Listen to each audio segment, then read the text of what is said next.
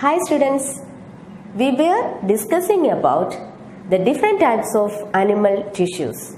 We already learned epithelial tissue and muscular tissue. So today we can study the remaining two different types of tissues, that is connective tissue and nervous tissue. The first one is connective tissue. In connective tissue, the cells of these tissues are widely spaced, loosely arranged in an intercellular matrix. And that intercellular matrix may be fluid, jelly-like, rigid or dense. It depends upon the function. Okay? And based on that, there are different types of connective tissues in our body. It includes blood, bone, ligament, tendon, cartilage, areolar connective tissue and adipose tissue. We can study one by one. And the first one is blood. You all familiar with blood. It is a fluid connective tissue. Here, if we examine a drop of blood through the microscope, we can see a fluid part and some cells suspended in it. The fluid part of the blood is known as plasma. And the cells of blood include RBC or red blood corpuscles, WBC or white blood corpuscles and platelets. And each cell has its own function. Okay? And the general functions of blood include transportation of gases, transportation of nutrients, transportation of waste materials, as well as the transportation of hormones to different parts of the body. Okay, that is blood. It is a fluid connective tissue. The next one is bone. The bone forms the framework supporting structure of the body. Many internal organs are protected inside the bony cavity. Here brain, it is protected inside the skull, heart, lungs. So major organs are placed inside the bony cavity. It provides protection. And the muscles are actually attached to the bone. So it anchors the muscles. Okay, that is the main function of bone. It is very rigid. And the matrix is made up of calcium and phosphorus. That is very important. That is why it is recommended to use calcium and phosphorus. We should include calcium and phosphorus in our diet because it gives more strength to our bones.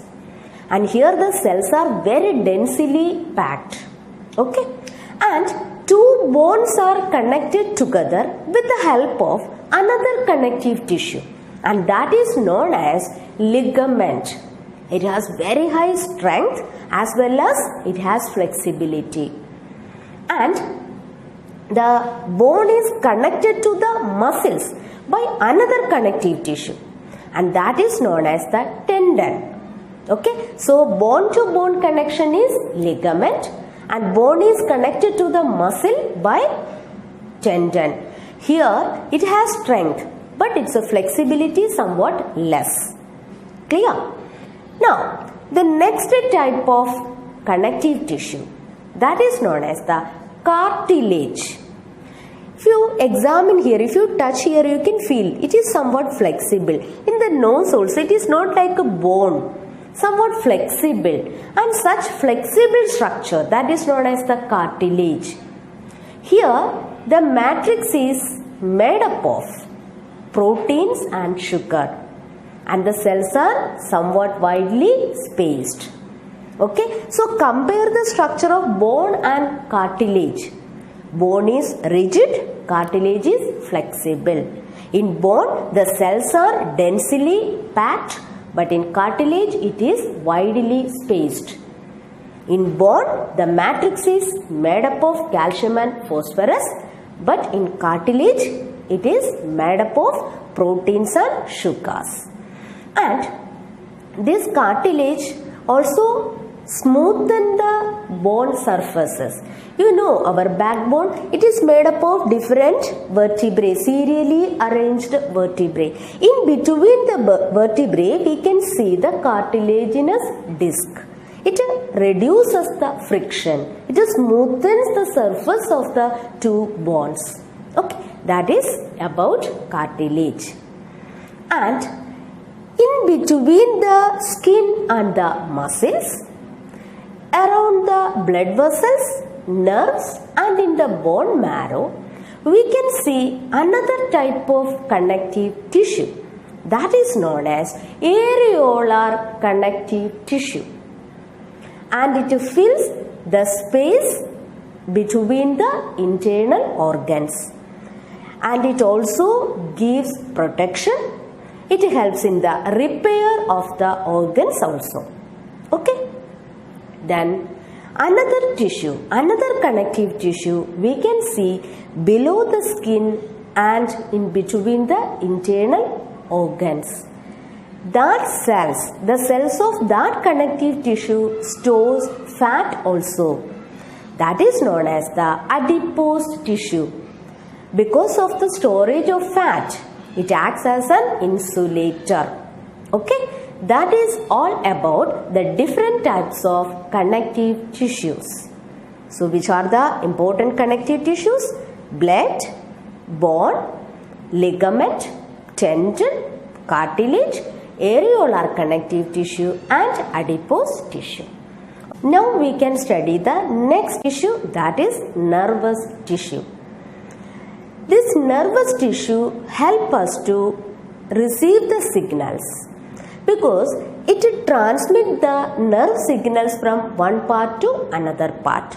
Okay, so transmission of nerve signal is the function of nervous tissue, and it is made up of structural and functional unit called neuron or nerve cell. So let us check what are the parts of a nerve cell or neuron. Okay, here it consists of the different parts, like I will draw the diagram here.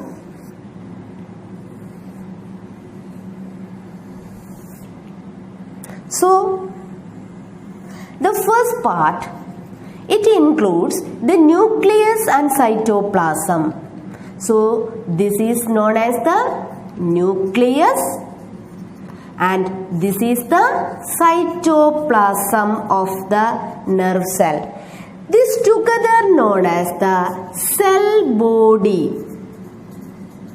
So the first part of the nerve cell is cell body. It consists of cytoplasm and nucleus. From the cell body, you can see many structures, thread-like structures. Many branched structures you can see, and these branched structures are known as dendrites. What is it called? Dendrites.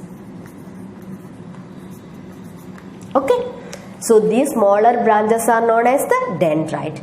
And you can see an elongated thread-like structure. This is known as the axon. It is axon. And at the end it also branches. Okay. And each branch ends in a lobe-like structure. And this is known as the nerve ending. Nerve ending. And the axon is surrounded by a white sheath, and that is known as the myelin sheath. Okay, this is the structure of a neuron or nerve cell. It consists of cell body, dendrite, axon. The dendrite receives the signal and that signal passes through the axon.